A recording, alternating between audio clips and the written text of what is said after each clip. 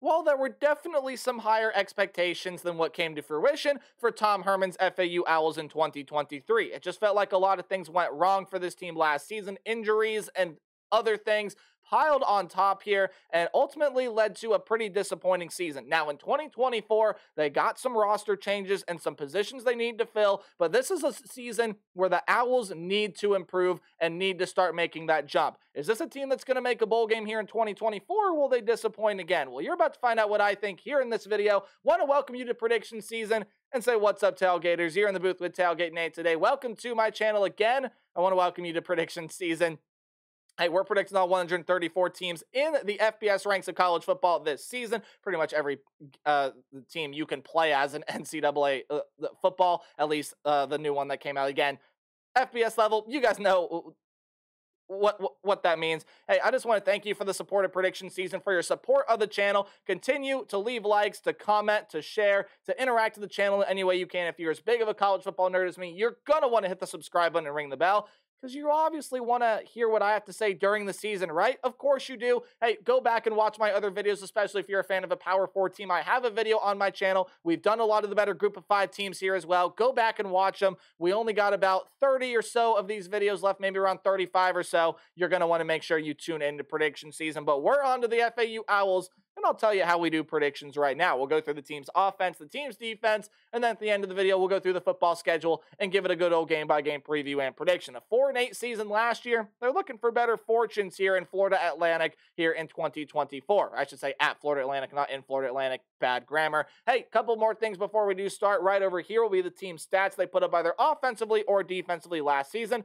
And of course, for your viewing pleasure, right below the team's logo, I have put the team's coaching staff. Let's waste no more time in talking about the FAU Owls. And when I say they have some positions they need to fill, they did lose a lot of talent from last season in pretty much every position grouping, especially offensively. Now, obviously, you'll see no notable losses in that tight end room, but we'll get down there when they get down there. You lost a ton of production out of this quarterback room, and I know Casey Thompson did not have a lot of production for this team last season. He went down, I believe it was an ACL injury that cut his season short, and he was showing some really good things. I mean, he had 63% completion percentage, 509 yards, 5 touchdowns, but did throw 5 picks.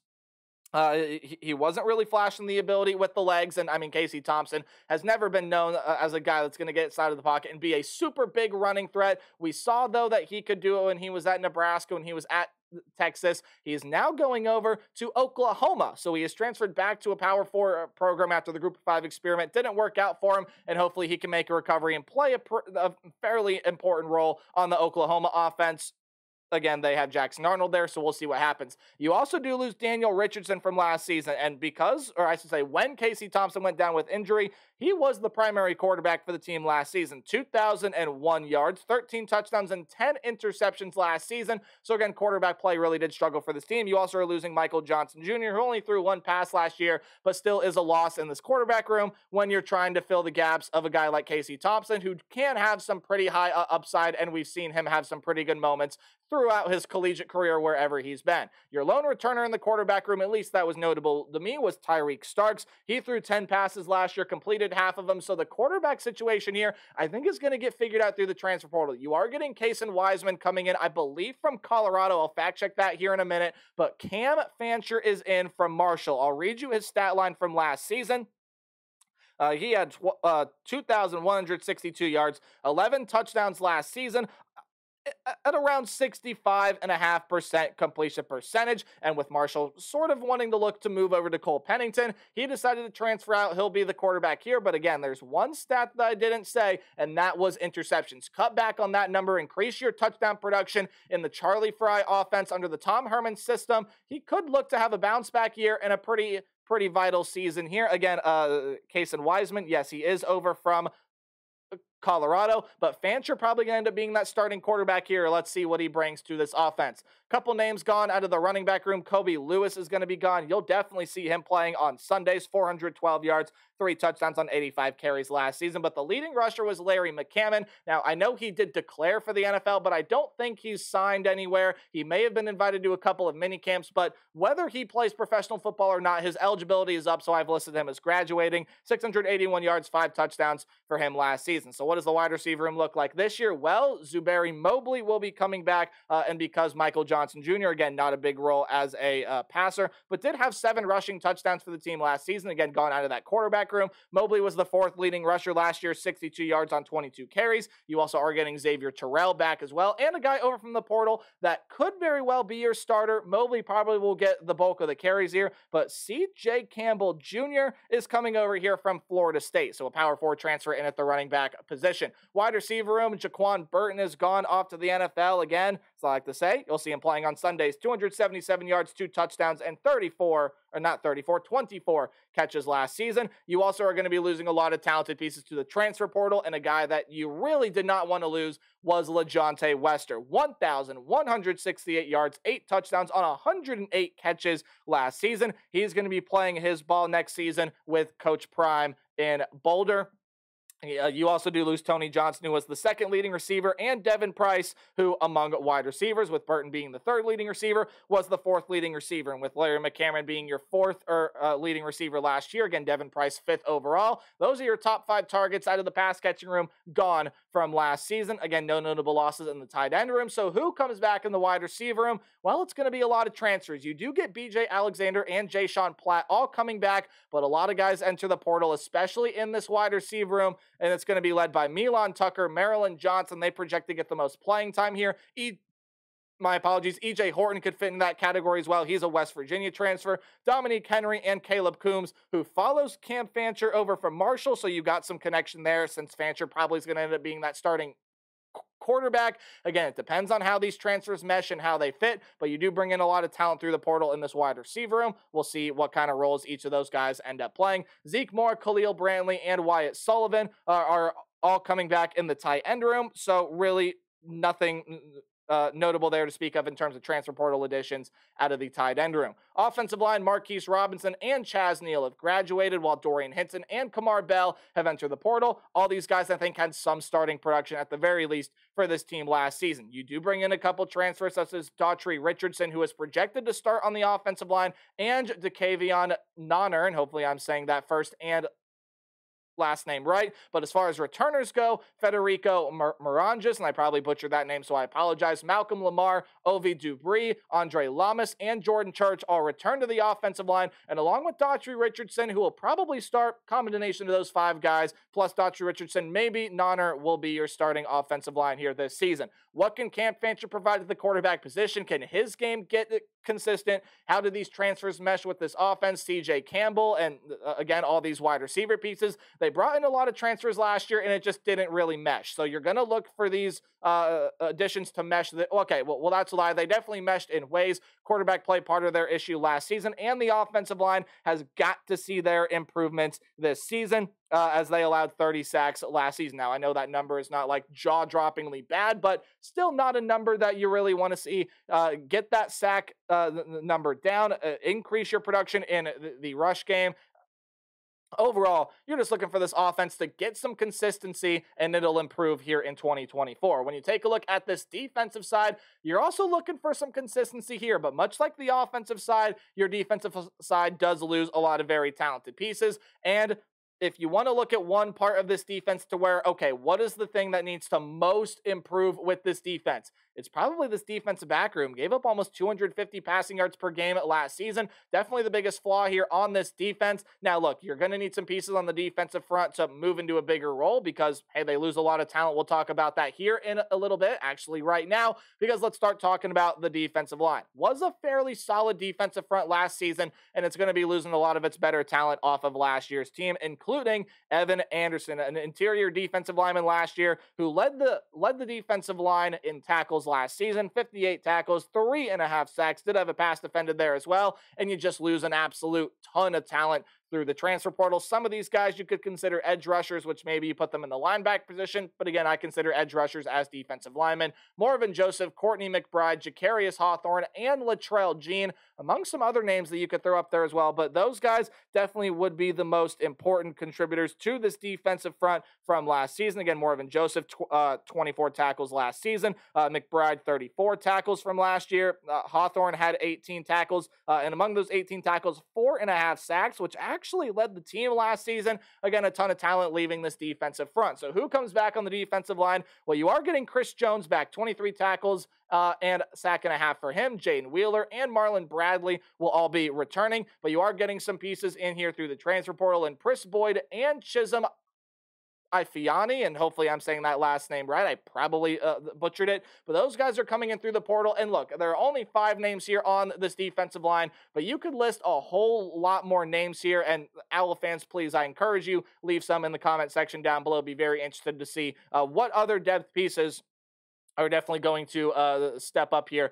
and make their impact felt on the FAU defensive line this season. But in the linebacker room, even though you do lose some pretty talented pieces here, Jalen Wester and Morvin Joseph, who I actually have listed twice, so I'll fix that. Again, Morvin Joseph could be considered a defensive lineman or a linebacker, so I guess I just showed you what I meant right there. Again, I consider them defensive linemen, and I already talked about him in that regard, so we'll go ahead and leave him there. But Jalen Wester will be leaving this linebacker room nonetheless. 6th leading tackler, 56 tackles, 1 sack, 2 passes defended, so you'll be losing a pretty important piece to the linebacker room from last season. But who comes back? Well, your leading tackler does come back. That is Jackson Ambush, 86 tackles, a sack, and a pick from last season. Desmond Tisdall, also a very important part. He was a top 3 tackler, 3rd leading tackler, 69 tackles, 2.5 sacks, a couple pass defended. Jarrett Jarrells, Eddie Williams, and a couple other names in this linebacker room will return to make for a pretty solid linebacking group for the Owls in 2024. Defensive back room. This is the area where you want to see the most improvement in 2024, and well, you're going to have to do it without a couple pretty important pieces from last year. Jerron Morris and Roman Mungan are both gone out of the cornerback room due to graduation. Now, Morris was a really good corner for this team last season. He was a bright spot in a just overall position grouping that wasn't the best on the defense last season. 84 tackles, 6 pass defended, which led the team, 3 interceptions, which also led the team. So you're losing a lot of talent there. And again, Romain Mungan leaving as well. 34 tackles, 3 pass defended. I believe a top 10 tackler, if not close to it. You'll be missing him as well. And out of the safety room, you'll especially be missing this guy, a high upside piece in Darius McClendon. He could play corner, he could play safety, but I think he's transferring out as a safety, so I put him here in the safety room. 60 tackles, not 60 pass defended. That would be otherworldly. And 2 pass defended last season. Dwight Toombs the second and Amari Wansley are also names that'll be leaving here through the transfer portal as well. Toombs and Wansley hanging right around that 30 tackle mark from last season, give or take, and some passes defended mixed in between them as well. So who comes back in the defensive back room? Well, Michael Antoine Jr. and Day Hill will be returning corners here for this team. 24 tackles and 2 pass defended for Antoine Jr. last season. And overall, some pretty solid talent entering through the transfer portal here. Kazir Brown and Cameron Goggins will both be coming in here to this defensive back room. Kazir Brown is actually coming over from Maine, and Goggins, I believe, is coming over from a JUCO community college transfer, although you can correct me on that if I am wrong. And when you talk about the safety room here, again, a mix of some pretty solid returners from last season, along with a couple pretty solid transfers here. Jaden Williams, Fabian Scott, and Chris Tooley are all back here in this safety room. All those guys had pretty solid production last season, Williams being a top 10 tackler. And you get Philip Dunham coming over from Indiana, fairly solid player in his own right that'll play some big minutes in the safety room. He'll probably start. And Wendell Phil Lord will be back, or I should say not back, coming in through the portal as well. Kickers are people too, and you get sort of a punter-kicker duo coming back in Logan Lupo. Morgan Suarez is back, and Carter Davis, who I couldn't necessarily find any way he left. He's not listed on the R-Lads depth chart, so if you could help me out with him, that'd be fantastic. But overall, it's just about consistency with this team. You want to get consistency offensively, you want to get consistency defensively, and as long as you get that consistency, well, FAU will see its improvements here in 2024. At least that's what I believe, and I'll show you that I believe it when we go ahead and predict their schedule. Any game at home will be underlined, while any game on the road is in italics or that slanted text. Any game you see in green is a game that I think the Owls are going to win fairly easily, while any game in yellow will be a close competitive game, but one I see the Owls still being able to win. Any game in red is a loss, and I think their schedule starts out that way, unfortunately, when you play the Michigan State Spartans. One of the more interesting teams to talk about out of the ranks of the Big Ten. It's a lot of change for that program. Yes, they're losing a ton of talent through the transfer portal, but they're bringing a lot of it in. Aiden Childs is coming over following his head coach, Jonathan Smith, over from Oregon State. Obviously, Jonathan Smith taking over for Mel Tucker there with that program, as well as the interim coach that ended up coaching Michigan State last season. And overall, Michigan State's still going to be a very talented team this year. I think they can push towards a spot in a bowl game. And while it's going to take some time for Jonathan Smith to flip that culture around, I think he's going to start winning games a little bit sooner than some people may expect. This one included, it's a road game here on the road at Sparty, and FAU, I do believe, loses that game. Let's talk about an Armed Forces Academy team, shall we? The Army Black Knights are up next on the FAU schedule, and this is a really tough one for me to predict. Army sort of started to change their offensive philosophy towards last season, and they went on a big win streak, and they're going to be a really good team again this season. A ton of returning talent. They do get their quarterback, mainly in Bryson Daly, coming back. You know they're going to run that triple option, the ground and pound style of play. The defense is loaded with experience and returning a ton of really good players from last season, but again, I think FAU sees their improvements this year. I think as long as Cam Fancher can improve, I think as long as those wide receiver pieces can fit in nicely, especially Caleb Coombs, who, again, is going to have some chemistry with Cam Fancher coming over from Marshall, as well as some of those other top players they did bring in. I just think FAU is going to be able to win this one. It'll be a hard one to win. They'll have to grind it out here. It could be a low-scoring affair, but I think FAU is prepared to do it, and I think they'll get a good gutsy win here in week 2 to really get a jump start into this season, and then I think the momentum starts to roll here. I do think they beat FIU in week 3, although the Panthers do have some solid pieces coming back here, and were a lot more competitive than I thought they were going to be, so I'll give them credit where credit is due. Last season, a much improved team. You are losing a couple pieces, though, from last season. Some guys through the graduation, guys through the portal. I think it's going to be still a little bit of a struggle for FIU this season, and I think FAU is the more talented team, so the FAU, or I should say not the FAU, but FAU beats FIU as the Owls beat the Panthers there in week 3. Now, this prediction may shock some people here, but I am going to be favoring the Connecticut Huskies here in this game against the FAU Owls. Now, I will go ahead here and tell you why. I know, UConn did not have the best season last year, and they're one of those teams you look at in FBS and say, what, UConn, you're predicting a loss there? Again, some of the inconsistency issues for FAU, I think, are still going to show up this season, and this is sort of one of those games where I just have those inconsistencies popping up. For as good as I think Cam Fancher can be, there's going to be a game, maybe 2 this season, where he just throws a couple of picks and he makes a couple of bad throws and the defense isn't up to standard. I think this is going to be one of those games, and Connecticut is not a team that has a bad roster. I mean, they're bringing in some talented pieces through the portal, especially Nick Evers at quarterback. Cam Edwards is back at running back. A lot of talented wide receiver pieces come in. They're loading up on guys defensively through the portal. And UConn, I think, is still going to be a fairly competitive team here, guys. That's a loss for me for the FAU Owls, but they should be able to pick up a win against Wagner there in week 5 to round out their non-conference play. Again, as Army entering the AAC this year is a conference game. So you dive right back into a full slate of conference games after your first bye week, where I think you do beat the North Texas Mean Green, a very confusing team to try to figure out this season because, well, they are bringing in a ton of pieces through the portal. Wide receiver room is revamped. You're losing Chandler Rogers at quarterback, so you're going to have a new quarterback this season. Defensively, a lot of transfers come in, and it's just, again, much like FAU, how do all these transfers mesh? Well, I'll go with the team that has the home field advantage and what I think is the better head coach in Tom Herman. At least he's more proven at the group of 5 level. Not saying that Eric Morris is a bad head coach, and I know some people might give me crap for that, but that's a win there at home against North Texas, but I do think you lose on the road here against UTSA. Even though Frank Harris, Zachary Franklin, a lot of those really, really good players under Jeff Traylor are gone. Jeff Traylor knows how to develop talent at an elite level, not to mention Trey Moore gone as well. UTSA has some really, really solid talent. They're going to be moving to Owen McCowan here at the quarterback position. He's got a lot of really good weapons around him. The defense, even though Trey Moore does leave, is still loaded, and overall a team that I really like there out of the American Athletics. So a loss there for UTSA brings them down to 4-3, but I think they improved to 5-3 here. They get an extra week of preparation after their second bye week for this game against South Florida. And look, you got to watch out for the Bulls this season. They are returning a ton of really, really good talent here. And they are going to be one of the more talented teams in the American Athletic. Byron Brown is back. Naquan Wright is back. A lot of really talented offensive pieces, or I should say wide receiver pieces are back. The defense has some good talent, but again, they got to get consistent too.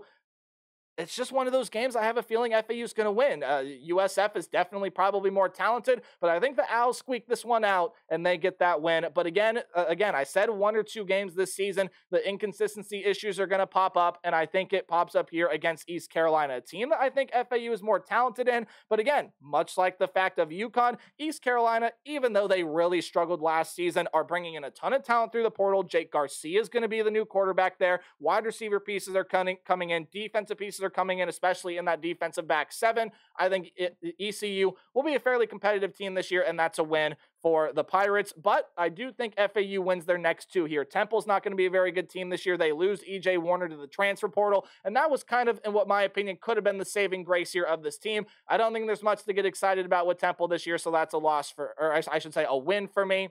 A loss for Temple, and you're going to beat the Charlotte 49ers as well. Biff Poggy's group, I think we'll see their improvements in ways this season. I don't know if that leads to many more wins, and FAU is more talented in my opinion, so that is a win there. So you're looking at the precipice, on the cusp of an 8-win season, but I do have you win in some really tricky games. I have you beating Army, I have you beating North Texas, I have you beating South Florida, and I think 7-5 is more realistic than 8-4, so I'm going to have you losing this one to Tulsa. Now again, Tulsa, very confusing team to try to figure out as well. They still got some really solid talent under Kevin Wilson, but